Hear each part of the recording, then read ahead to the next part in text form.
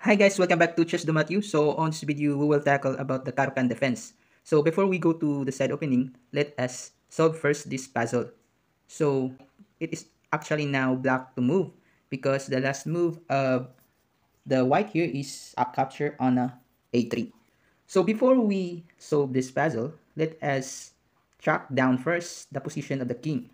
So the king is actually on the c1, and second is how we can actually attack the white king on this position.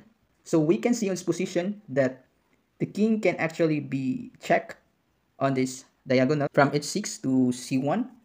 And another is here on this diagonal from a3 to c1. And again, we can give a check on the a1 square. So first thing to do is after we give a check, for example, with a1, then the white king here will actually escape now on this square on the d2. So to follow up, we can maybe castle, for example, and give a check on this file. And maybe the king will go here or here. And at some point, he will actually stay on e2 because there is now two attackers on the rook, for example, on the e1. Although there is a queen here on the h5.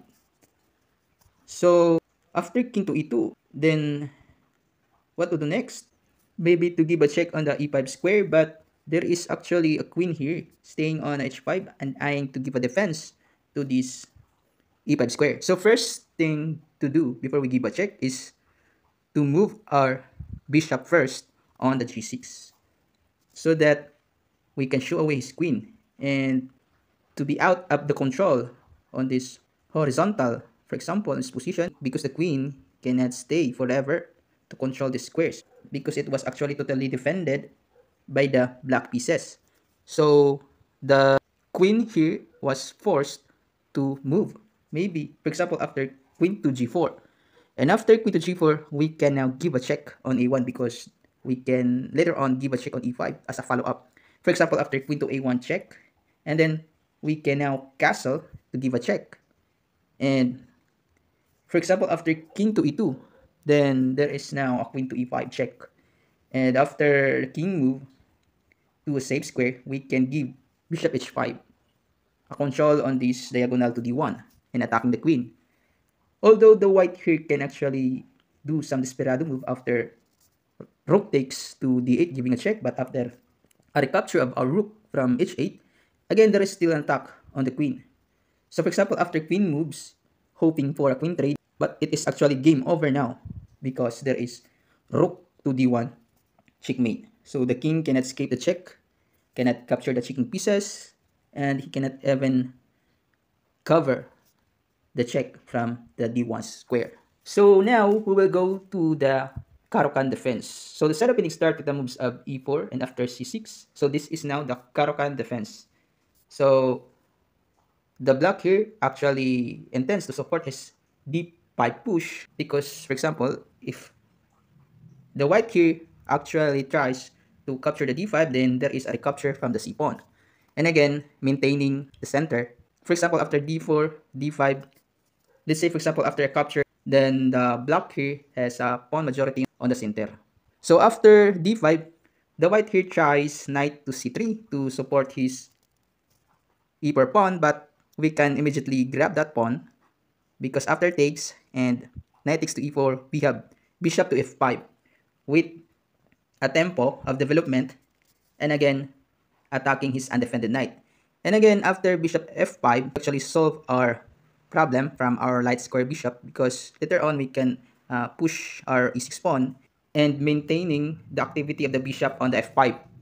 So for example, after knight to g3, escaping the knight against from the attack of the bishop and again attacking our undefended bishop, the black here will simply place bishop to g6 and again after h4, we will play h6 to give our Caro-Kann bishop with a safe square on h7.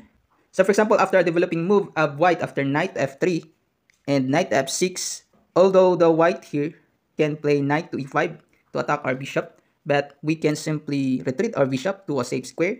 That was the idea of our h6 move, to preserve our pair of bishop on the board.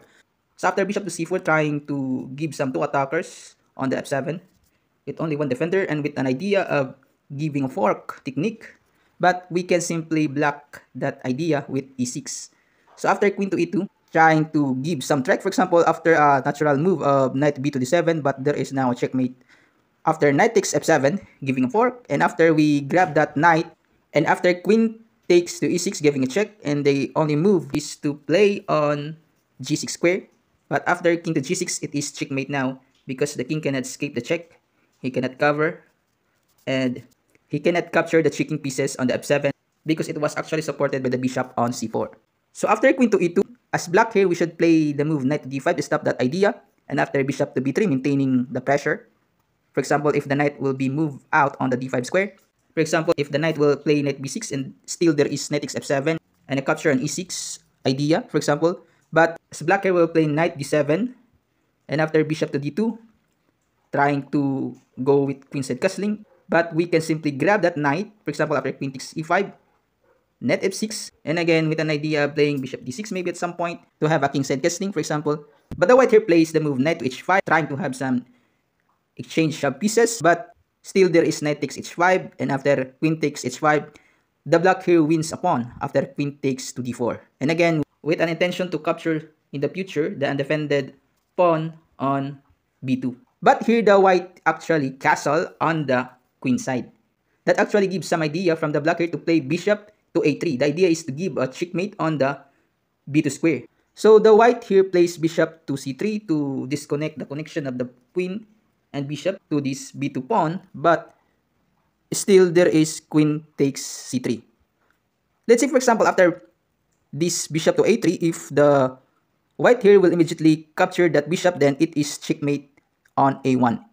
So bishop c3 is a must, but still the black can capture that bishop because the b2 pawn is actually pinned down by the bishop on the a3. So after b takes a3, and we shall go on the puzzle, for example, this position in which the black here actually immediately win on this position via playing first the bishop g6, trying to shoo away the queen from the control on the e5 square. So after queen to g4, then there is queen to a1 check.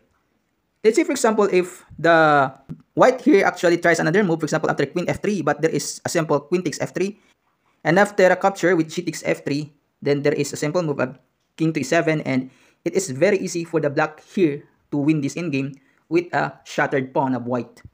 So after queen to g4, queen to a1 check, and again with a castling on the queen side, and playing queen to e5 with the check, and after some couple of moves with bishop to h5, and the black here actually goes for a checkmate against the white king. So let's go back, for example, one more time. For example, after c6, the Caro-Kann defense, and after a capture with bishop f5, knight to g3. Actually, after h6 and with the developing move of knight f3, knight f6, knight to e5, and bishop h7, preserving his light square bishop, bishop c4, e6, trying to stop the fork on f7, and queen to e2, and knight to d5. On this position, for example, after bishop b3, knight d7, bishop d2, knight takes, queen takes, and knight f6, this is actually an equal position. The white here should not play knight h5 because after some exchanges, the black here actually enables to win a pawn. But instead of playing knight h5 for white, the white should play kingside castling here, so that after bishop d6, attacking the queen, queen to e3, queenside castling, c3, and after queen to e5, queen to f3 with an idea of playing bishop h6, and after g takes h6, then the knight on f6 will be undefended. So the black here should play bishop to e7, and after c4, the white here can actually have attacking chances against the black here, but although it is evaluated as an equal position. So after knight h5, for example, this position, then the black here has an upper hand by winning a pawn on d4. And after queenside castling, in which it enables here for the black to play bishop to a3, although the white here can play c3, but after e4 check, king move, giving a check again, and after black to the check with queen to e2, bishop c5, rook d1, queenside castling, still the black here has an upper hand with an extra pawn and smooth development of the black pieces. So after knight h5, Again, the white here is actually losing after knight takes, queen takes to d4, and after this nice move of bishop to a3, and the rest was actually a matter of technique by orchestrating a mate against the white king. So that's all. I hope you enjoyed this video, and please don't forget to subscribe.